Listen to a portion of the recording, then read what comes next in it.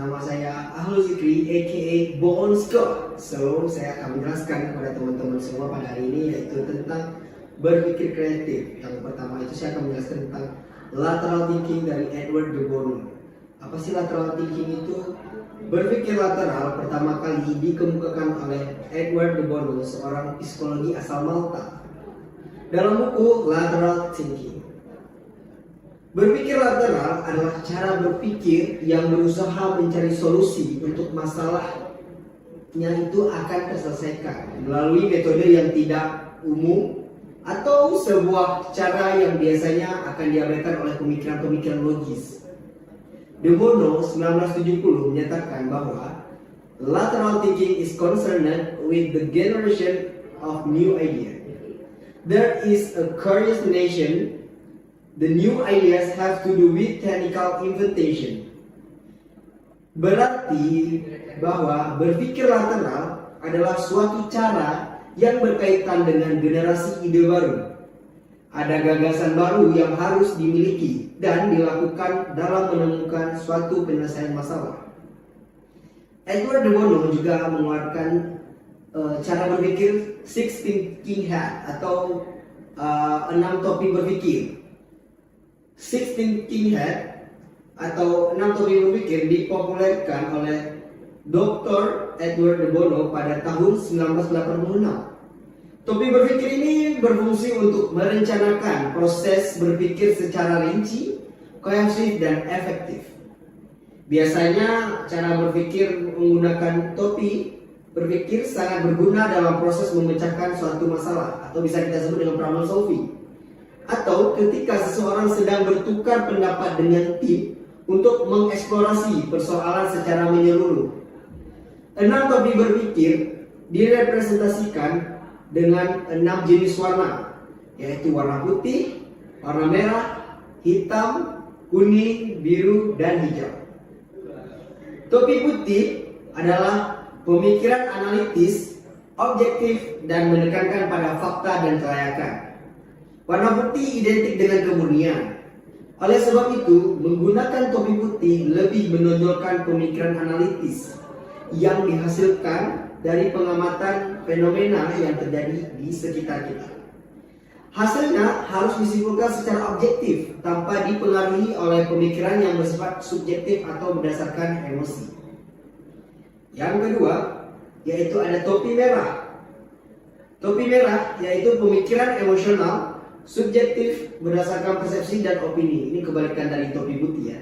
Warna merah merepresentasikan amarah dan emosi, sehingga topi merah dikaitkan dengan cara berpikir dengan kondisi emosi yang mendominasi.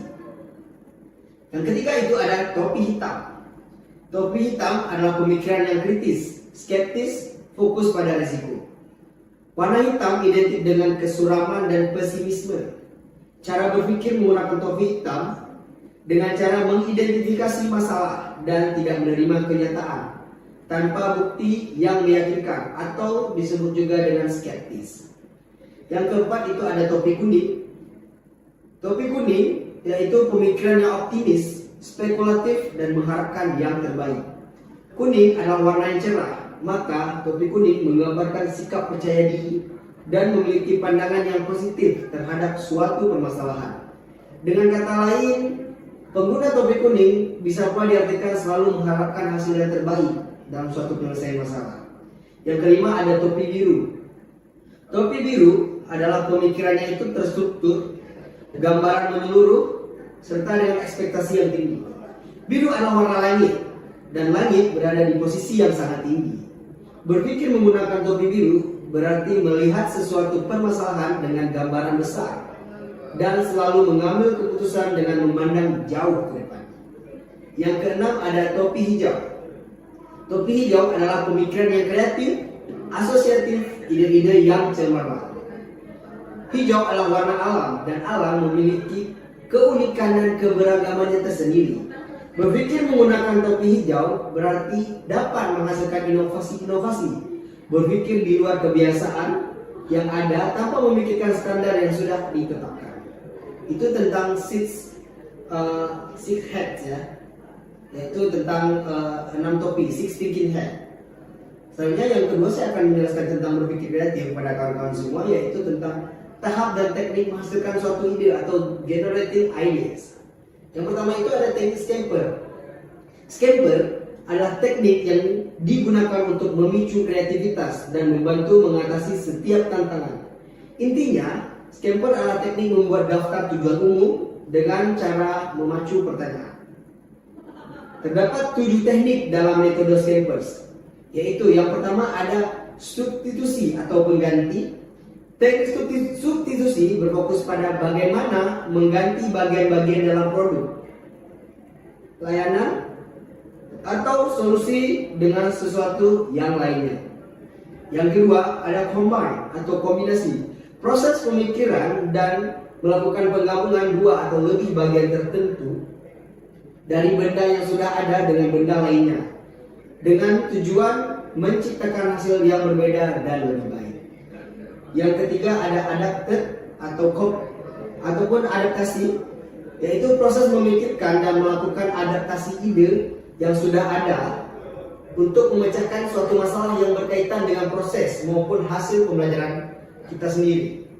Yang keempat ada modify atau modifikasi, yaitu proses memikirkan dan melakukan untuk pembesaran atau perluasan ide kita yang dapat memberikan nilai tambah atau memberikan wawasan baru tentang komponen-komponen pembelajaran apa yang paling penting. Yang kelima ada put to other uses, menempatkan dalam bentuk yang lainnya.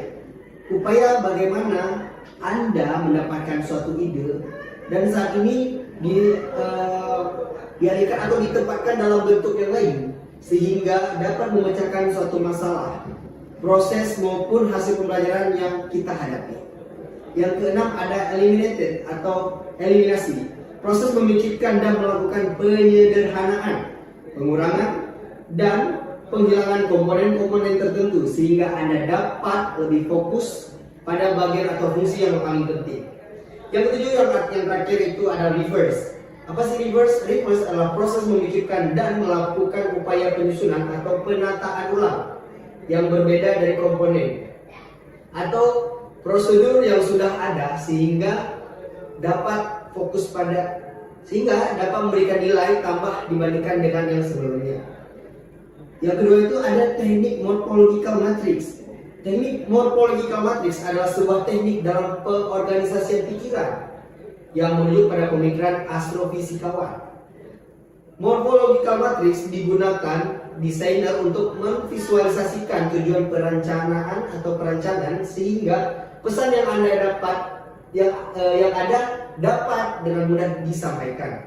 Matrik morfologi adalah salah satu alat teknik kreatif untuk menghasilkan ide-ide berdasarkan potensi variasi karakteristik sebuah masalah.